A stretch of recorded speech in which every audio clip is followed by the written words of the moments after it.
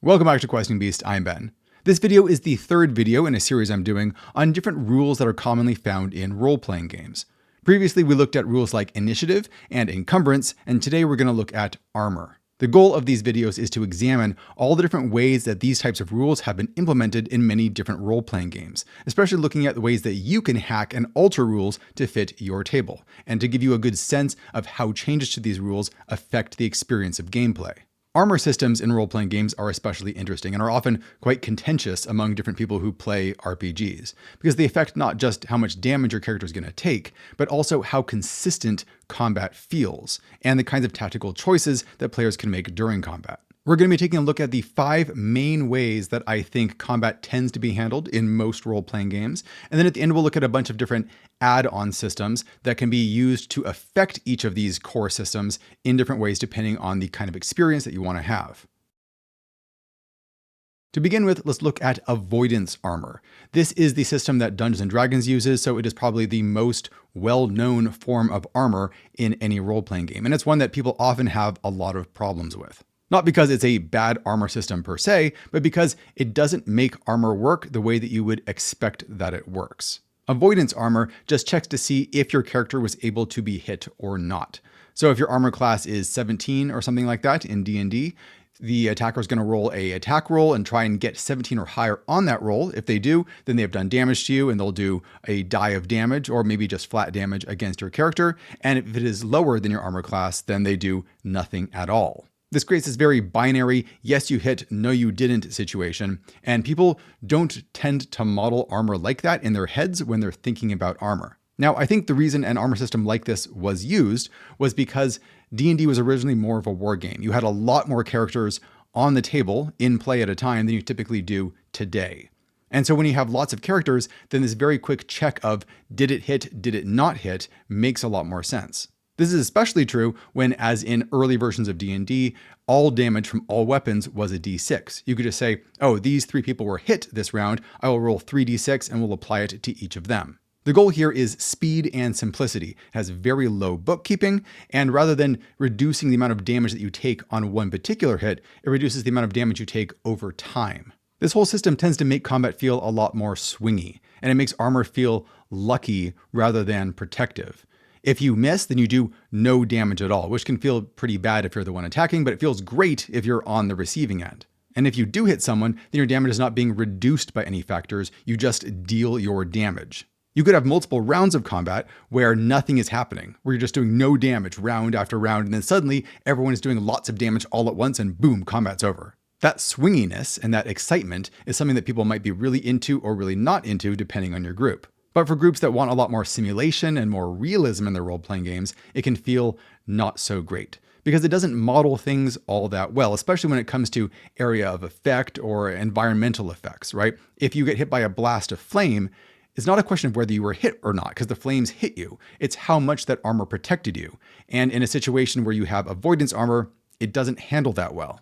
So next we're going to take a look at 4 different ways that people have found over the decades to make armor work differently. But first, a quick shout out to today's sponsor. This video is sponsored by Into the AM, especially their fantastic collection of graphic tees. Right now through the end of May, they have a store-wide sale of up to 70% off going on, so it is a perfect time to stock up on their t-shirt bundles. I have a huge collection of these t-shirts like this one that I'll be wearing all summer long, and they have lots of great designs that fit well with different RPG systems. For example, this one right here would work really well if you're into Pirate Borg, or maybe this one if you're more of an old school D&D kind of game master. This sale won't last forever, so make sure to head down to the description below and click on that link to check out all of the designs for yourself over on their web store.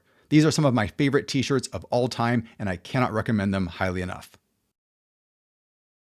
All right, so the next form of armor that we need to talk about is perhaps the most intuitive and obvious form of armor, and that is damage reduction.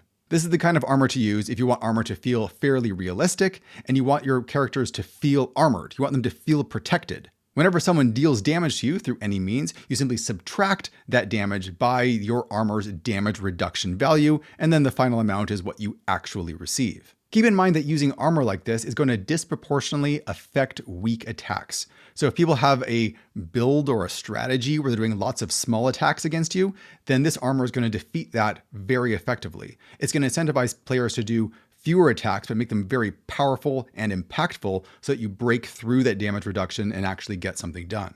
One thing to keep in mind, though, is that if you make damage reduction too effective, it can grind combat encounters down to a crawl. It can create these kinds of stalemates because no side is able to deal enough damage to really take the other side out, or it just takes way too many rounds. Games out there like Into the Odd do use damage reduction, but they keep it fairly minimal. It's usually just 1 or 2 points of damage, so that it feels like it is effective, it is helping you, but also combat encounters move towards their conclusion a lot more quickly. Now, another twist that you can put on this is to have the damage reduction be random rather than flat. That's how the different Morkborg systems work, like Pirate Borg, for example. I really like this one, where you roll a die whenever you're hit to see how much damage the attack is reduced by, and it's going to vary based on the kind of armor that you have. One thing to watch out for here is that this can just add another procedure to combat, because if you are rolling to attack and then you're also rolling to see how much damage you do, and then you're rolling to see how much damage is reduced, that's 3 rolls for every attack, which can start adding up to a lot and bog the combat down.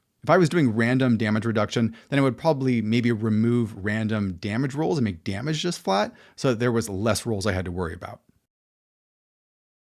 Now, the next armor system to look at here is one that I don't see talked about a whole lot, but I did use it in my game Maze Rats a while back. And we can call this margin of success armor. How Maze Rats works is that you have a base armor class of 7. That's if you're not wearing any armor, and it can go up from there.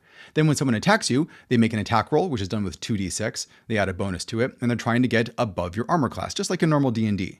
But the amount of damage that's done is the difference between the attack roll and your armor. So in a way, this kind of combines the 2 previous systems, avoidance armor and damage reduction, into one system. Now, when I was designing Maze Rats, I intentionally used a 2d6 system because I wanted that bell curve. This creates a less swingy amount of damage with every hit. When you're rolling 2d6, your rolls tend to cluster around 7, and they become more and more unlikely the further you get towards 12. This means that doing 6 or 7 damage is very unlikely. You're mostly going to be doing 1, 2, or 3 damage when you deal damage at all. This makes things a lot more predictable, which is what I was going for the feel of this game. But you could do a D12 instead if you wanted things to be a lot more all over the place. Our next armor system is just called extra hit points, because that's basically how it works. You put on a piece of armor, and that gives you a bunch of extra hit points that have to be filled up before your character's normal hit points start being reduced. There's a couple advantages to this, one of which is that it is very straightforward to understand. The more heavy the armor is, the more extra hit points you get. It also means that combat is always moving towards the end of the fight, because there's no way to nullify the damage through damage reduction. Whenever you hit someone, you are always reducing the amount of total damage that they can take. You're always making progress. This can create a great feeling of momentum because you're not going to have wasted turns, which you can have in some of the other systems. Now, one of its downsides is similar to the downsides for avoidance armor, which is that it's hard to figure out exactly how this is modeling reality. It is making it take longer for combat to kill you, which is realistic, but what does it mean when the armor's hit points fills up? Does that mean that the piece of armor is broken and you have to throw it away? What does it mean when you take healing? Can you now heal up to your character's health, and then can the healing bleed over into the armor and restore that as well? What does that mean inside the fiction? Is the extra hit points that it's giving you actually something that's attached to the armor at all? Or is it just making your character tougher? And if that's the case, what happens when you take off the armor? These are the kind of things you have to think about when you're using this system, because players are probably going to ask at some point. Our 5th system is ablative armor, and this is armor that protects your character by being destroyed. One of the systems that uses ablative armor is the Black Hack. How this works is you get a pool of d6s, more d6s if you have heavier armor.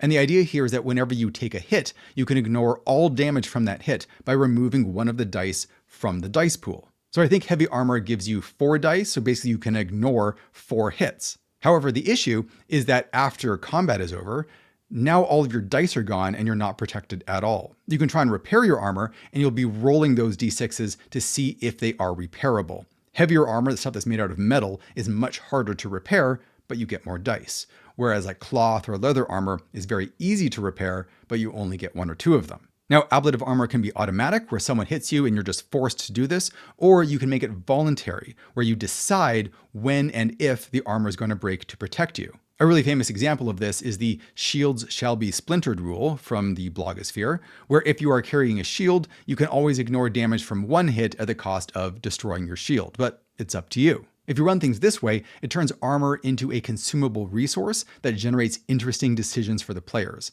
And this is something really unique about it, because typically most armor systems are very passive, and this makes armor active. A system like this would work really well for survival horror or for exploration-focused games, where it's all about pushing the limits and seeing how far you can get before you run out of resources. And managing the amount of armor that you have can just be a really fun and tense part of the game. The downside here is that there's just more bookkeeping that you have to keep track of, how many points of armor or pieces of armor do you have left, etc. But for a lot of players, that's not a big deal. It's also not the most realistic system. Typically, if you're wearing heavy armor, it's not going to get completely destroyed after a couple of fights, but that's just a trade-off you have to take. All right, those were our main armor systems, but now we'll take a look at a couple of smaller supplemental systems that you can bolt on to any of these to give it its own flavor.